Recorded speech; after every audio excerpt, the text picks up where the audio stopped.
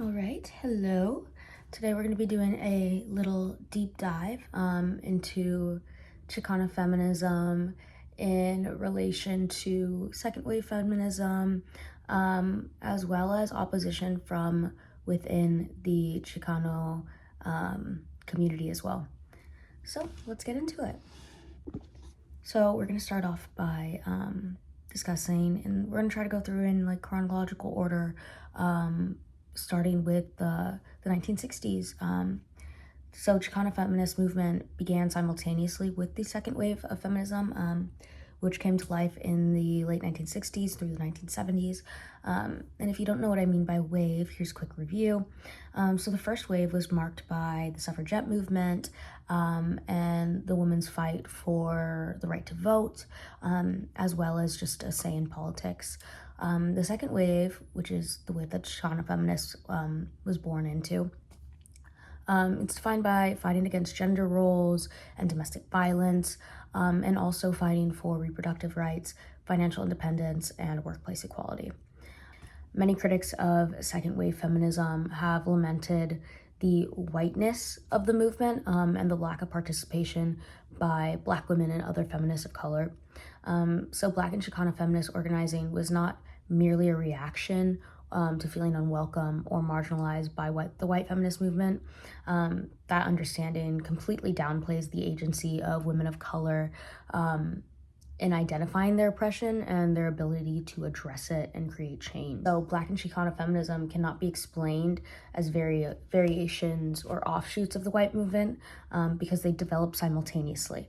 And Black and Chicana feminist movements were built on their distinctive experiences in the broader civil rights movement and Chicana movements. And we can't discuss that without discussing what identity politics is. Chicana feminist Benita Roth calls the tendency for activists, including feminists, to build their movement organizations with members of their own racial or ethnic group, quote, organizing around one's own oppression, end quote, which is identity politics. So the core concept behind identity politics is the existence and creation of a self-identified social interest group, usually defined in opposition to the dominant society.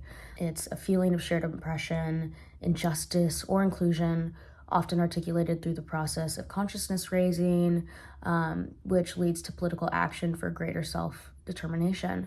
And this whole idea is central to the emergence of second wave feminism. Kind of goes together, intersectionality, which recognizes that there is not one single oppression operating independently, but that identities of race, class, gender, and sexual orientation are all interrelated and must always be acknowledged when plotting political strategies and analyzing contemporary conditions. And this is part of that criticism of the second wave feminist movement or feminist movements in general, that white feminists fail to acknowledge intersectionality. I saw this quote recently that said, all systems of oppression uphold each other. There cannot be equality for one group without equality for all groups, if that makes sense. So now moving on to the 1960s, getting a little more specific with the Chicana movement, Chicana feminist movement. Organizations began to appear around 1969, so the late 1960s, and they drew their energy and recruits from the wider Chicano and labor movements of the time. And the earliest expressions of what would come to constitute the origins of Chicana feminism were framed as intramural criticism designed to strengthen el movimiento, which is the movement. So designed to strengthen the already present Chicano and labor movements and workplace equality. Again, going back to that idea of intersectionality and how one system of oppression upholds all systems of oppression. So since the late 1960s, Latinas have constructed a feminist standpoint, not only in resistance to patriarchal ethnic nationalism and U.S. hegemonic feminism, but also in solidarity with an emerging, quote, U.S. third world feminist consciousness, which is informed by global decolonial and anti-colonial movements. So a big part of the movement was the critique of macho attitudes or machismo, which were presented as contributions to an ideological self-critique of the Chicana community as a whole, and how this contributed to Chicana's struggle against gender oppression. In reality, most Chicanas could not afford the ability to be homemakers because many Chicanas were working class or lived in poverty and had limited access to educational opportunities. They're compelled to take on low-wage work outside of the home, typically in domestic service or the garment industry, and this is in addition to their household obligations. Also, gender discrimination in the workplace, which was also connected to racial discrimination. And then on top of that, Chicanas tended to earn less than their Chicano counterparts.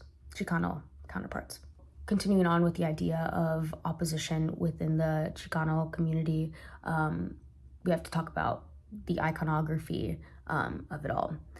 So, guided by the ideology of Chicanismo, those resistant to Chicana feminist concerns glorified La Familia and rigid gender roles that expected women to bear children, care for the household, and be subordinate to their husbands. Men and women were also expected to maintain a gender division of labor in the movement.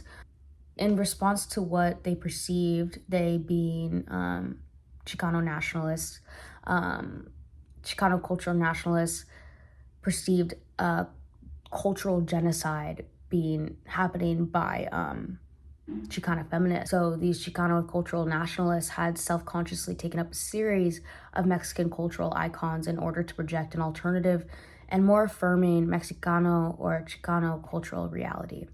Chicana feminists were trying to break out of traditional roles as biological and cultural reproducers as the exact moment that the Chicano nationalists were perpetrating these gendered expectations, I should say. Chicana feminists began calling attention to the fact that the gendered cultural expectations imposed on them were imposed by colonialism and by the Catholic Church during the Spanish conquest, and therefore it enforced and upheld a dichotomy that constructed women as a mujer bueno or a mujer mala, basically a bad woman, a good woman, or a bad woman, otherwise known as the virgin whore complex. So these three icons were La Virgen de Guadalupe, La Maliniche, and La Llorona, which taken together shaped the boundaries of traditional Chicana womanhood. On one side of the dichotomy is Marianismo, which is a deep reverence for La Virgen de Guadalupe, who is valued as the subservient, all-suffering Virgin Mother. So, in other words, the ideal Chicana woman. On the other side is the indigenous woman La Maliniche, known for being Hernan Cortes's concubine, translator, mediator, and fabled mother of the first mestizo, which is a mixed child. As a Native woman, she is characterized as sexually available, disposable, and condemned as a traitor for contributing to the downfall of the Aztec civilization as a whole. Chicanas who were explicit about their feminist convictions or who dated or married white men were criticized as vendidas and malinchistas.